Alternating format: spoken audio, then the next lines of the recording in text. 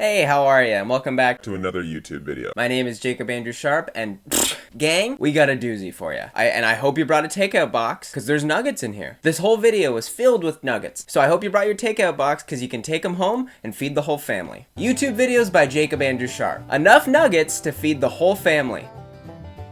You know what, YouTube? I'm a little ticked off. I'm a little miffed. I've been on Twitter lately, and I've noticed that everyone's tweeting about their favorite year, and which year's the best year, and which year should we go back to, because this year stinks. I think we should go back to 2016. Well, I think we should go back to 2018. Well, what about 2014, everybody? Whoa, whoa, whoa, everybody. You're starting to sound like an epic fail. How about everybody just takes a little JC just chillin'. We come back to 2008, we put on some Irma Gerd memes, listen to some Cobra Starship, have a couple Rafflecopters. Sounds pretty awesome pizza epic to me. Yeah, I think we should go back to the year 2008. The late 2000s were easily the best time period ever. I was 13 at this time, so I was transitioning from a boy into a boy in high school. I get why everyone's talking about this. This past year was horrible, and this next year is probably not going to be that great. So I get that people want to travel back to a time when there was less dead celebrities, there wasn't a global pandemic, it didn't feel like the world was ending. But unfortunately, that's impossible, because every year has dead celebrities, every year feels like the world is ending. I get that we're in a time where we're rebuilding our societal values, and we're trying to reframe our new normal, and we're looking back on years to help us reframe that new normal. I just wanted to convince everybody that maybe we should consider the year 2008, or just the late 2000s in general. Now, this was the most awkward time in my life, but I still look back on it fondly. And I think you should too. And that's what the point of this video is. I'm going to be looking back on the fashion, the music, and the movies of this era. Don't you want to go back to a time where the most controversial thing in Kanye West's life was wearing shutter shades? Look back at YouTube. The only videos on YouTube were basically muffins, shoes, I think like one Bo Burnham song. Now YouTube is just this oversaturated market of thumbnails upon thumbnails of 200 DIY pizza hacks that'll change your life. Emotional. Memes were brand new. There was only like 3 memes. There was like Irma Gerd, Bad Luck Brian, and the Velociraptor. Now, whoa, did we ever take the biggest turn for memes? Now memes are like a distorted picture of Carl Weezer, and the caption is like, I do be coming all the time. And we all laugh so hard. I don't know why I laugh so hard at those memes, but I do. I really do. So the first thing I wanted to take a look at in this video is the fashion of the late 2000s. It's hard to describe the fashion of this era. It was such a mishmash of trends and cultural phenomenons, and it kind of came out in the way people dressed. Hey, remember when t-shirts looked like this? Hey, 2008. Too deep. Way too deep. It was business casual meets the band geek. It was emo meets rap. It was the start of so many trends that we see now. The only way I can describe the way people dressed in 2008 is if a Hot Topic threw up. Everyone looked like the Addams Family. Dude, the hair of this era, it was like you were going for either Max Keeble or Justin Bieber. You had hair that looked like The Sound of the Wind, or you had hair that had, too much gel in it. Just look at any photo of All Time Low, and that'll give you a great idea of what everyone was dressed like. And hey, everyone wore red pants. Everyone was wearing red pants. Red pants all the time. Red pants. I don't know how much I can stress that people were wearing red pants in 2008. Red jumpsuit apparatus, more like a bunch of guys wearing red pants band. Do you feel like a man when you wear your red pants? I'd say my favorite trend from this era was the fedora, and that's definitely a hot take. If you wore a fedora in 2008, you were Patrick Stump. You were the lead singer of Fall Out Boy. Nowadays, wearing a fedora means I have a right-wing activism blog. My least favorite trend from this era was wearing scarves inside. It was so popular to wear a scarf with a V-neck t-shirt. Why? I can't explain it. There's no way I'll be able to, like, with my grandchildren, I won't be able to be like, back in my day, everyone's neck was cold. In the year 2008, everybody had a freezing cold neck. Necks were colder back then. The only reason you need to wear a scarf with a t-shirt is if you need to non-verbally tell someone that you like listening to Secondhand Serenade.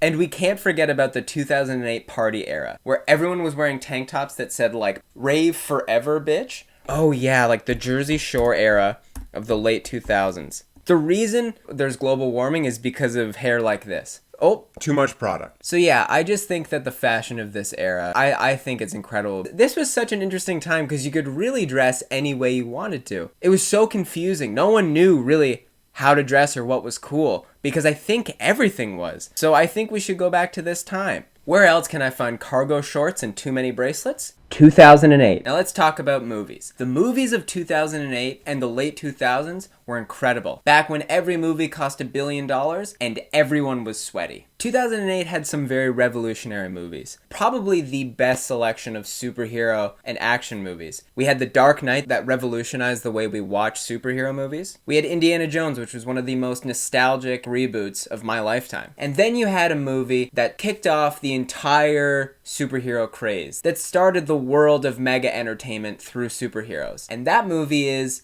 Hancock.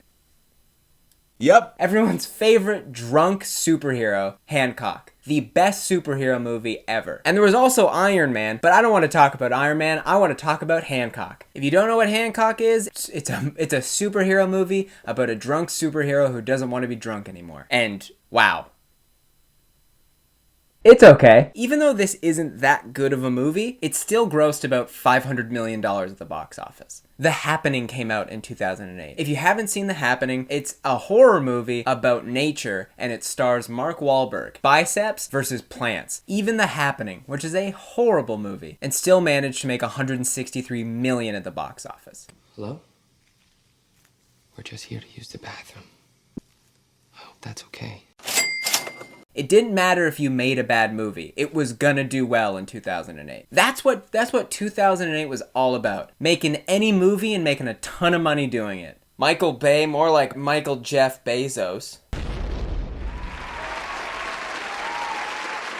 This era had some of the best movies that changed the way people spoke to each other. It had Step Brothers and Tropic Thunder, which changed the way people made jokes. These are some of the most quotable movies of all time. Dude, Gran Torino and Taken came out in 2008. You had Oscar winners like Benjamin Button and Slumdog Millionaire. Holy shit. And I Am Legend came out in 2008. Oh, well, Will Smith was the king of 2008. And you had children's movies like WALL-E and Kung Fu Panda. Kung Fu Panda sounds like a movie that someone's drunk nephew would pitch. Alright, everybody, we need some ideas for the next best animated children's movie. I'll take any ideas from anyone. So what do we have so far, everybody? Literally anyone at all. I'll take anything right now from anyone. I have an idea. So there's a panda. And his dad is a duck, and he owns the noodle shop. And there's other animals too, and they know Kung Fu. But the panda, he wants to learn Kung Fu. And there's a bad evil cat who also knows Kung Fu. And then, panda's actually Jack Black. And Jack Black, he needs to fight the bad Kung Fu kitty so he can eat all the dumplings. 'Cause he's a Kung Fu panda. Alright. Now there's an idea. I need the rest of you to be just like my drunk nephew Kiefer. Kiefer, you're doing a bang up job. Do you have any other ideas for this Kung Fu panda? Skadoosh. And that's the movie. All in all, the movies from this era were incredible. And even the ones that weren't seemed to do really well. And I think a lot of these movies actually helped shape the way people make movies today. And lastly, we're going to talk about the music of the late 2000s. Hey, you motherfuckers are so 2000 and late. I'm 3008 and you guys are so 2000 and late. That is a quote from the musical royalty of the late 2000s. The Black Eyed Peas. Boom Boom Pow. Boom Boom 2008. This was the best era for music because every song sounded like lasers. It was so much fun. You had artists like David Guetta, Tayo Cruz, and LMFAO. LMFAO. The band featuring an uncle and his nephew, and they're just having a good time. What year can you find a band where it's just an uncle and his nephew having a really good time? It's just a family having a good time. That's the band. And that's the band. Like, even though this music is silly and it's ridiculous, it's so much fun.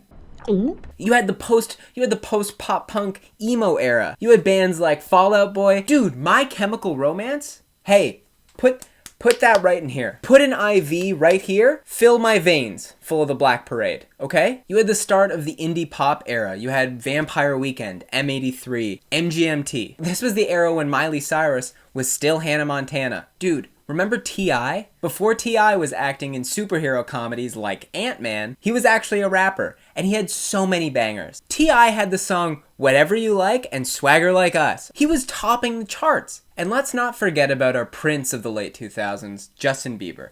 At this time, I'm pretty sure Justin Bieber he'd only released like One Time and One Less Lonely Girl. I remember like loving Justin Bieber and like I needed to be him. I remember as soon as I saw his hair, I thought, hey, I'll give that a try. Didn't work, but I gave it a try. And here, we'll do a quick story time. I once had a crush on a girl named Lauren. I remember in grade 9, I was talking to Lauren about the One Time music video, and she told me that she would never ever find someone as attractive as she found Justin Bieber.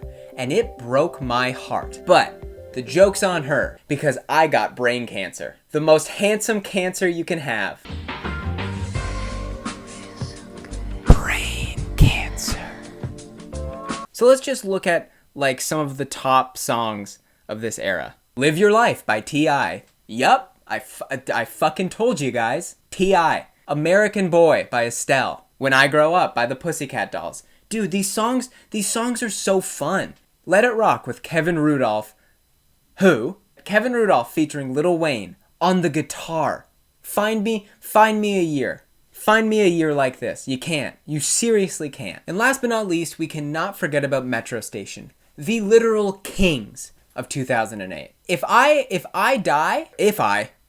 I'll die. When I die at my funeral, please make sure that they play 17 Forever as they lower me into the ground. Because that is my dying wish. That is my dying wish, that you play Metro Station at my funeral. Let's drop! I can't even get through this list because there's too many songs. It was just fun. That's all I can say, is that it was just fun and it made you have a good time. That's how I could describe my adolescence in the late 2000s. It was a good time. I was covered head to toe in acne, but it was a good time. I don't care that my forehead looked like a strawberry factory exploded. I was having a really good time. So yeah, I don't know if I 100% made my point, because I kind of made fun of a lot of stuff from this time period, but I truly think that we should consider this as our new normal, and we should consider this when reframing our societal values. Hopefully I covered a lot of the stuff that made 2008 an incredible year, but I probably missed a lot of stuff, so comment down below the things that you missed from the late 2000s. Don't forget to like and subscribe if you want to. If you don't, thanks. It's okay. Don't forget to check out my podcast, the Mr. Friendship Podcast. Well, I'm gonna get out of here and go watch my favorite Family Guy clips on my iPod video. Okay, I can has cheeseburger. Bye. Bye, everybody.